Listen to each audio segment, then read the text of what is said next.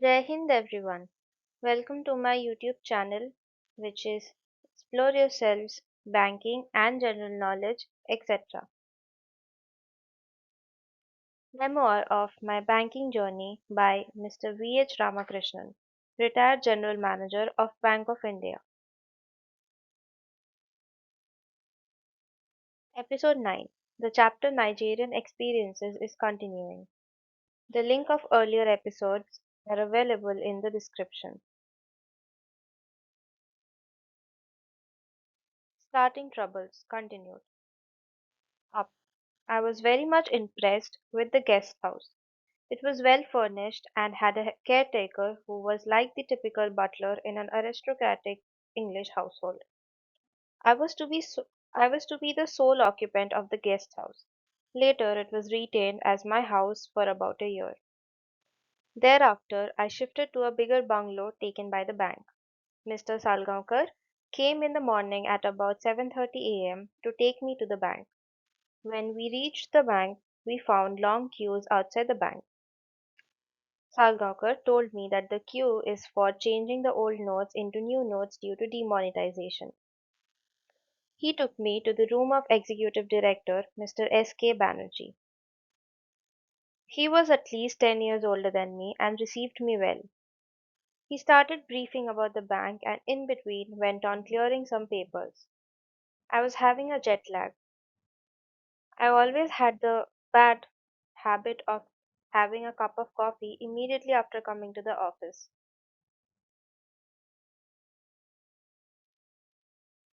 So I was waiting for him to offer coffee. No such offer came. Another half an hour passed. In between, I went and met Mr. Bello, who received me very well. I had already written about this earlier. Coffee addicts know how a delay in getting the coffee will make them suffer. So finally, I asked PKB whether I can get some coffee. He apologized and then explained that he does not drink coffee or tea and hence he forgot to ask me. He called the sub-staff and asked him to bring coffee. After about 10 minutes, he brought a tray with the following things. First, a small tin of Nescafe. Second, a small tin of condensed milk. Third, a flask with hot water. Fourth, a bowl with sugar cubes. Fifth, a cup and a saucer. He placed the tray before me and went away. SKB told me that no fresh milk is available in the country and people only use imported condensed milk. I had to make my own coffee.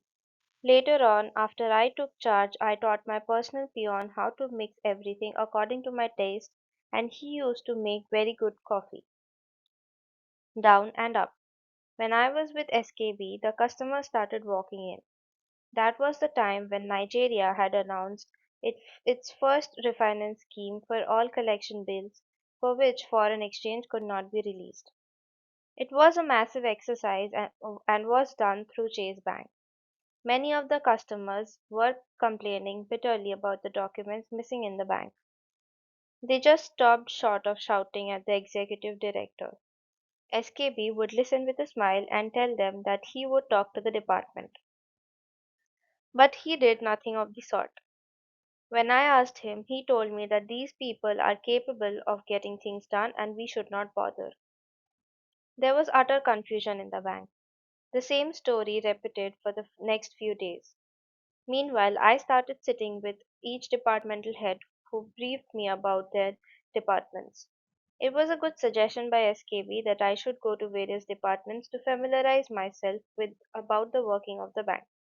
Overall, it was not an encouraging picture. Coming from Nairobi, where things were very systematic and orderly, to Nigeria, which was full of chaos and confusion, I became very diffident. Listening to complaints day in and day out worsened the situation. I started feeling that I cannot manage the bank. Another old incident came to my mind. One of our very senior officers was posted in Lagos as MD in early 70s and he returned back to India within 30 days. He later told me that he had an attack of malaria and hence he had to return. He had earlier successfully worked in East Africa as chief executive for nearly 10 years. But the rumors were that he could not adjust himself to the chaos and confusion and working conditions of Nigeria. On his return, he was sidelined for some time, but being a person with great intelligence and capability, he rose very high in the bank. I thought I will also return to India. I knew my promotion to Scale 4 may be in jeopardy. In any case, my family had not joined yet. I rang up my wife and told her about my problem. She said she would hurry up coming to Lagos. In the meanwhile, she advised me not to do anything rash. She asked me only one question. It was whether SKB was more intelligent than me. My ego was hurt. I told her definitely no. Then she said, if a person who, according to you, is less intelligent than you can manage for 4 years, why can't you? I thought about it and decided that if SKB can manage, then I can also manage. By sheer coincidence, the next day SKB told me that he will hand over charge to me within a couple of days as he wanted time to pack his things. So within the next 48 hours, I occupied his chair. Believe me or not, the moment I sat in his chair, my diffidence vanished and I felt very confident. I never looked back for the next 5 years. There are two lessons in the above episode. First, when you watch a person from outside, you feel he is doing a great job which you are not capable of. But your inferiority complex will go once you occupy the chair and follow your own methods. Second, never hesitate to discuss with your wife your official problems. In fact, this advice was given to me by later by one Mr. Jagannathan of IDBI who had come down to Lagos on deputation for 2 years as an advisor to the Nigerian Development Bank of India. He finally retired as DYMD of IDBI. I am giving below the reasons. A. By talking to your wife, you will be talking aloud and suddenly you may realize that you yourself have found a solution to your problem. B. She is a captive audience and has no alternative but to listen to you. C. She is interested in your welfare. D. She is a neutral person as far as other personalities are concerned, and so she can form an unbiased opinion. E. With a woman's intuition, she can suddenly come up with an out of the box solution. On many occasions, I used to get annoyed initially at her suggestion, but after some time I used to realize the merits in her argument. Postscript: some of the incidents mentioned above were written by me in Tarangan about 10 years back. I am grateful to the editor Tarangan for giving me permission to reproduce them here.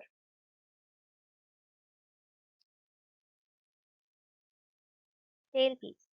In the early 70s, there was one very senior officer at head office who was recuperating from a heart ailment. Unfortunately, I am not able to recollect his name. He had to go to Lucknow on an urgent official work. There was no direct flight to Lucknow. The aircraft used to stop at Delhi for an hour and then proceed to Lucknow. The head office wanted to take good care of his officer. They requested the Delhi zonal manager, Mr. R. Parameswaran, who later retired as GM, to arrange for a doctor to come on board to examine our officer. Mr. Parameswaran was a very resourceful executive and he arranged to get the necessary permissions. The doctor came on board and examined the officer and declared him fit to continue the travel. Then the doctor himself had a massive heart attack and died on the aircraft itself. This was a big headline in the newspapers.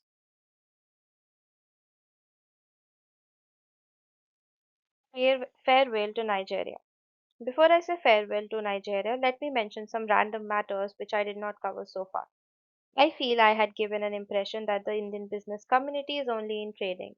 I want to clarify that this business community can be divided into three categories. First, those engaged in manufacturing. Chandrais, Melvanis run big composite textile mills. Sh- Shelarams, Dalamlas are into various manufacturing activities. Sunflag Group has a big textile mill. There are many Indian joint ventures both from private sector and public sector.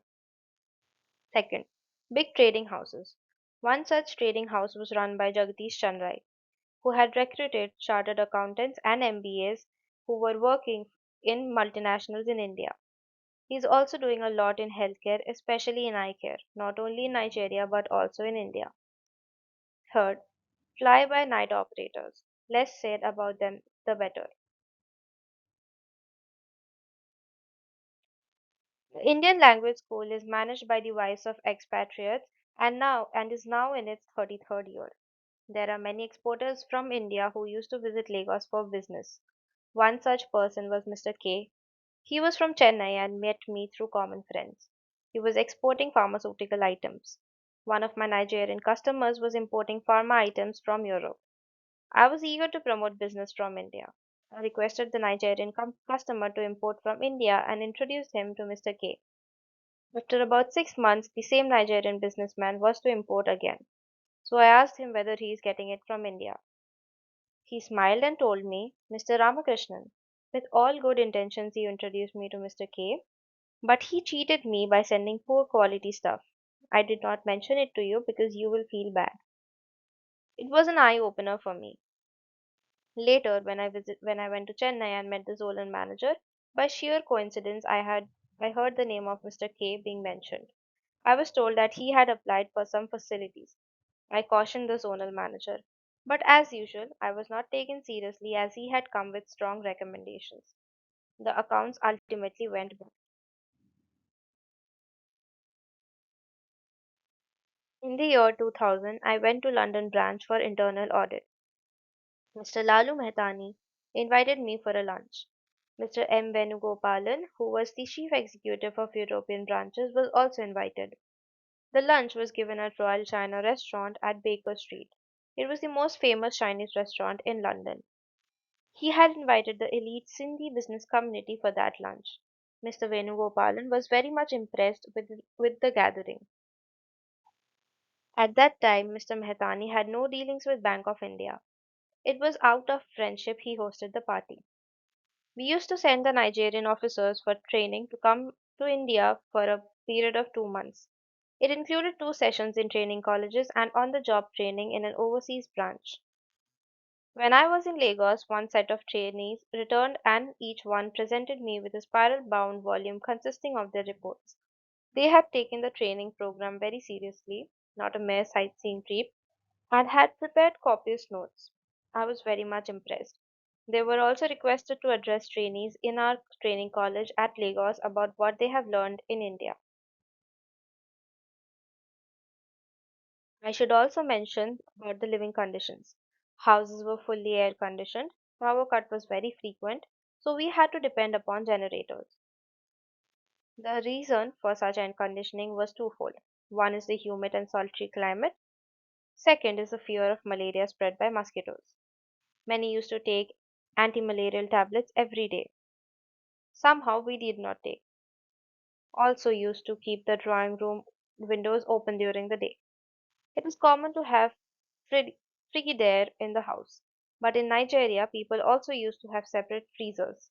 Indian grocery items may not be available always, so we used to store dal and other pulses for of 6 months supply. Sometimes even milk will be it will be in short supply. One crate of condensed milk will also be in freezer always.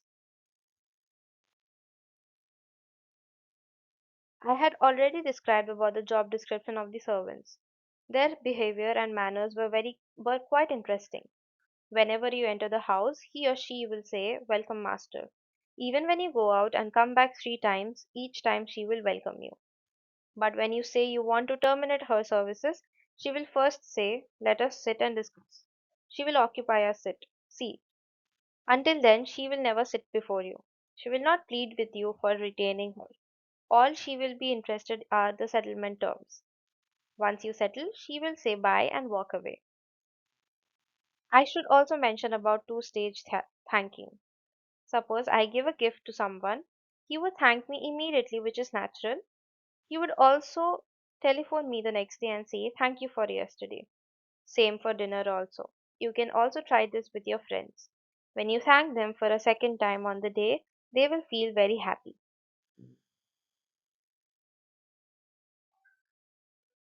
Even though my term was only for 4 years, Mr. Bello wanted me to continue for 1 more year. He wrote to our HO and they agreed. So I ended up spending 5 years. I handed over charge to Mr. Rafael Conicara, whom I knew since he had worked in Southern Zone, a very capable and meticulous officer.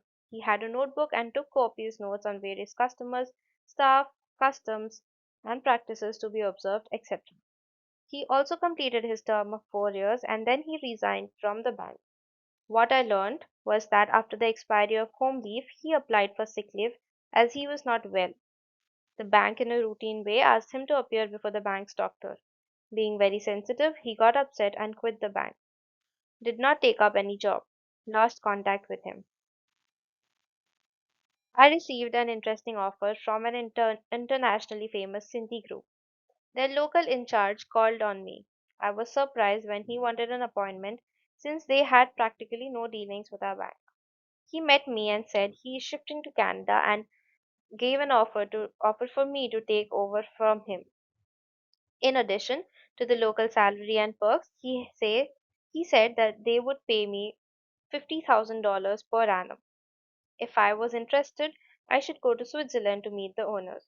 I did not want to say no on his face. Took a day's time, discussed with my wife, and declined the offer the next day. I should also mention about my promotion to Scale 5 after 4 years of entering Scale 4. As Allied Bank has nothing to do with the promotion process in Bank of India, I traveled by economy and claimed the fare from Bank of India. I also asked them to book hotel accommodation. I was surprised when I was told that the accommodation has been booked in a two-star hotel near Grand Road Station and that I have to share the room with another candidate. Luckily, it was Mr. A. M. Dever, whom I knew. I was told that only small hotel will come under our entitlement. On the morning of interview, Dever broke his specs and on top of it had a bad cut while shaving. I went for a haircut in the salon opposite to the hotel and he cut it so short that I was almost bald. With all these complexes, we went for the interview. It was a comfortable interview. Mr. Parulekar was the chairman of the committee. As questions were only about Nigeria, I did quite well. On the day the results were announced, I was in Lagos. As luck would have it, I could not get the Mumbai lines. Around 5 p.m., I got a call from Mr. Dever, who was in Tokyo, giving me the good news. Because of the Pillai committee anomaly, I was quite low in the list of eligible candidates. So also Dever. We got an opportunity to overtake many who had overtaken us to four. Once my date of departure was known, I was flooded with invitations for farewell parties. I remember three parties very well. One was hosted by a Nigerian industrialist, Mr. Noruka, who was the chairman of Roadmaster Nigeria Limited, had close association with India. He had invited a number of elite Nigerian businessmen for the lunch at a big Chinese restaurant. Second was the dinner hosted by High Commissioner of India. I felt it was a great honor for me and the bank. An interesting aspect was that His Excellency Mr. Deb Mukherjee, who asked me whom I would like to invite. I mentioned the name of two Nigerian businessmen. He invited 10 couples, including Mr. and Mrs. Bellu. Last one was the grand farewell party hosted by the bank. It was held in a big auditorium. All the local staff and many upcountry managers participated. A huge gathering. Each department and branch gave me a separate gift. The most embarrassing moment came when I was asked to open the dance floor. I told them I do not know dancing. Still, I was persuaded by all the ladies and I opened the dance by doing some clumsy steps with Mrs. Enodian as partners. It was a grand farewell. I never received such a big farewell in my life. Two other big farewells I remember are the ones I got in Nairobi and Delhi. So, with this, let me close my experiences in Nigeria. I thank you all for your encouragement, appreciation, and patience. Initially, I thought I may write about 4 or 5 installments. Never imagined it would go up to 25. Next episode will be my experience on 26/11 at Mumbai. Tail piece. Once I was in Mumbai where we had the board meeting of Allied Bank. Bank of India hosted a dinner for us. I asked Mr. Parulekar in a lighter vein that since I was already an executive director, what posting can I expect when I return? Mr. Parulekar was a man of quick wit. He said that since I am already an ED, I would be posted as chairman of a Grameen bank. An epilogue to the Nigerian story.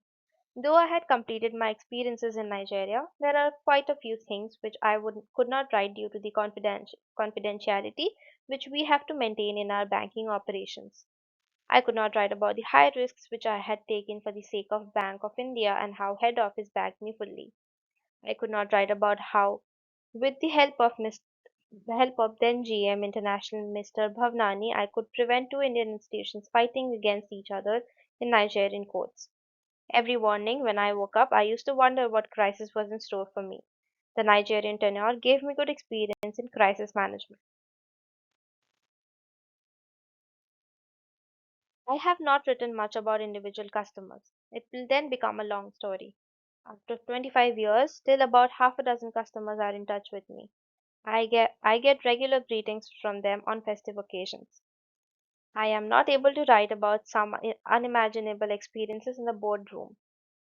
Some delicate situations inside the boardroom handled very well and in a matured way by Mr. Bhavnani.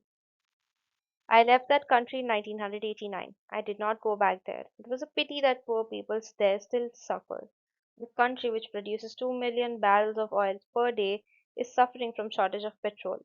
The main cause is the limited capacity of refineries. Petrol is imported and subsidized. Boko Haram is causing a lot of problems in the north. Students are being kidnapped and killed. Nigeria returned to democratic rule in 1999 and continues to have elected president. Nigeria has the highest GDP in Africa. It is still a country with great potential. As they say, where there is a risk, there is a reward. Due to stringent capital requirements, it is difficult to open a new branch. But for our bank now, whenever Bank of India opens a branch, it will have a very good business. There is a tremendous amount of goodwill for our bank. How far it benefited me? Nairobi was a mini hill station and quality of life was excellent. Professionally, things were well streamlined and systematic. There were no big challenges. Business was mainly retail. In case of Nigeria, professionally it was very challenging. Business was mainly wholesale. The value of business was 100 times than that of Kenya. If at all I had developed some executive qualities, it was only because of Nigerian experience. It gave me tremendous job satisfaction as I waded through one crisis after another crisis. Great support from Mr. Bello made all the difference.